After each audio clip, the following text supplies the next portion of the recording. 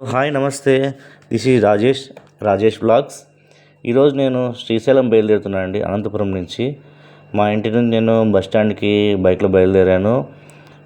Bus స్టాండ్లో bike park చేసుకొని Kurnool bus ద్వారా వెళ్ళాలనుకున్నాను. బస్ స్టాండ్కి వచ్చేసరికి బస్ స్టాండ్లో జనాలు ఫుల్ ఆఫ్ క్రౌడ్ ఉన్నారు. ఎలాగోలా కర్నూలుకి బస్ దొరికింది. బస్సులో సీట్ దొరికింది. 210 రూపాయలు పడ్డదండి ఛార్జు. నేను నైట్ కర్నూలు నుంచి ఆత్మకూరుకి వెళ్ళి ఆత్మకూరులో స్టే చేశాను. ఆత్మకూరులో స్టే చేయడంగా నాకు రెస్ట్ దొరికింది. ఉదయాన్నే ఆత్మకూరు సర్కిల్లో ఎన్టీఆర్ విగ్రహం దగ్గరికి నా ఫ్రెండ్స్ వచ్చి నన్ను పికప్ చేసుకుంటా అన్నారు. అక్కడే వెయిట్ చేస్తున్నాను. మేము వెళ్ళింది 8వ తేదీ. అప్పటికే ముందు నుంచే చాలా మంది శివభక్తులు కాలినడక ప్రయాణం అయ్యారు. మేము కూడా 8వ తారీఖు ప్రయాణమయ్యాము. ఇప్పుడు ఆత్మకూరు నుంచి వెంకటాపురం వెహికల్ వెళ్ళాము. అక్కడ పార్క్ చేసుకొని వెంకటాపురంలో కాలినడక స్టార్ట్ అయ్యాము. చూసారా, సూర్యోదయం అవుతుంది. 6:30 మధ్యలో అనుకుంటాను. పచ్చని పొలాల మధ్యలో మేము కాలినడక స్టార్ట్ అయ్యాము వెంకటాపురం నుంచి. అలా వెళ్తుంటే పక్కనే పొలాలు చాలా బాగా అనిపించింది. చల్లని వాతావరణము. చూశారు కదా, ఉదయించే సూర్యుడు పొలాల మధ్యలో చాలా చాలా హాయిగా ఉంది. చిన్న పిల్లలు కూడా వచ్చారండి, చాలా ఉత్సాహంగా.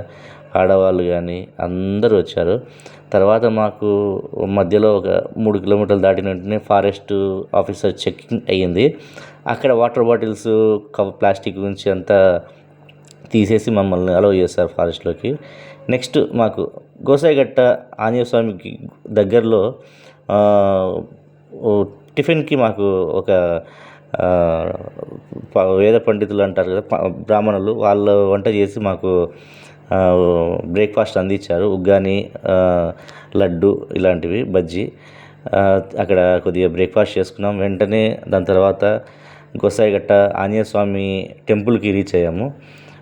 గోసాయిగట్ట ఆంజనేయ స్వామి చాలా పవర్ఫుల్ అండి. అక్కడ చుట్టూ ఉన్న విలేజ్ పీపుల్ కానీ, ట్రైబల్స్ కానీ ఆయన్ని బాగా నమ్ముతారు. చాలా బాగా అనిపించింది. మంచి వైబ్స్ ఉన్నాయి. గుడ్ టు స్టార్ట్ అనుకుంటాను. శ్రీశైలంకి మాకు మంచి పాజిటివ్నెస్ వచ్చింది ఆంజనేయ స్వామి చూడగానే, ఆయన దర్శనం అవ్వగానే. గోసాయిగట్ట ఆంజనేయ స్వామి నుంచి మేము నెక్స్ట్ పాదయాత్రగా నాగలూటి అయితే బయలుదేరాము. ఈ గోసాయిగట్టలో కొద్ది ముందు వెళ్తూనే మాకు విలేజ్ ఉంది. ఇలా దారి వెంట సైన్ బోర్డ్స్ ఉంటాయి. ఆ విలేజ్లో ట్రైబల్స్ తయారు చేసిన హ్యాండ్ స్టిక్స్ అండి, మాకు సపోర్ట్కి ఉంటాయని మేము 50 రూపీస్ ఇచ్చి తీసుకున్నాము. ఒక స్టిక్ ఒకటి తీసుకొని అక్కడి నుంచి ముందుకు వెళ్తూనే ఇలా దారి వెంట భోజనాల కోసము, ఫ్రెష్ అవ్వడానికి టెంట్లు వేసి వాళ్ళు మనకి ఇన్వైట్ చేస్తుంటారండి. అంత ఫ్రీ ఆఫ్ కాస్ట్ ఉంటుంది. అండ్ అన్నదానం అంటారుగా, అలా ఆ ఊరి దేవాలయము. ఇలా ముందుకు వెళ్తూనే మేము అడవి మార్గం సెకండ్ చెక్ పోస్ట్ వచ్చిందండి.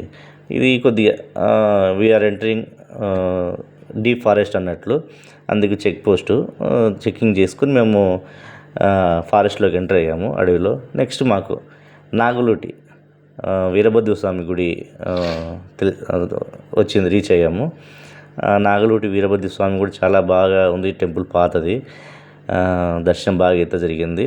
అక్కడి నుంచి మేము స్లోగన్స్, జై శ్రీరామ్, ఓం నమ శివాయ అంటూ ఇలా స్లోగన్స్ ఇస్తూ వీరభద్ర స్వామి నుంచి బయటకు వచ్చి వీరభద్ర స్వామి గుడి క్రాస్ చేసుకుంటూ వెళ్ళాము. అక్కడ కొద్దిగా వాటర్ బ్రేకు అలాంటిది ఉంది. వాటర్ కూడా ఏం పెద్ద ఎక్స్పెన్సివ్ లేదండి. 2 లీటర్ బాటిల్ 50 రూపాయలు అమ్ముతున్నారు. పెట్టచ్చు. మంచి బాగుంది. అడవిలో వాటర్ తీసుకొని కొద్దిగా రెస్ట్ కూర్చొని వీరభద్ర స్వామి నుంచి ముందుకు వెళ్ళగానే మాకు నాగలూటి కోనేరు కనిపిస్తుంది. ఇవన్నీ పాత గుళ్ళు చూడండి, పాత పడిపోయి శిథిలావస్థ ఉన్న గుడు. తర్వాత మాకు కోనేరు కనిపించాయి. ఒకటి స్నానానికి, ఒకటి తాగునీటికి అన్నట్లు కోనేరు. ఇది నాగలూటి మెయిన్ సెంటర్ అండి. ఇక్కడ కూడా ఉచిత భోజనాలు అన్నీ నడుస్తుంటాయి. టెంట్లు వేసి మనకు పెడుతుంటారు. ఇక్కడ అసలైన మొదలవుతుందండి ట్రెక్కింగ్ అనేది. స్టెప్స్ ఉంటాయి, రాళ్ళు ఉంటాయి, పెద్ద కొండలు అంటారు కదా, కొండల్లో మనం వెళ్తుండాలి. నిజంగా ఫిట్నెస్ లేని వాళ్ళకి చాలా ఇబ్బంది అండి. ఒకరిద్దరు కూడా ఫిట్నెస్ అంటే బ్రీతింగ్ ప్రాబ్లం అయిపోయి నడవలేక పెద్దవాళ్ళు అక్కడక్కడ నిలబడిపోయి పడుకున్నారు కూడా. అలాంటి పీక్ ఉంటుంది. పర్లేదు, మేమైతే ఎలాగోలా గట్టెక్కేసి వెళ్ళాము. కానీ ఆడవాళ్ళు, ముసలోళ్ళు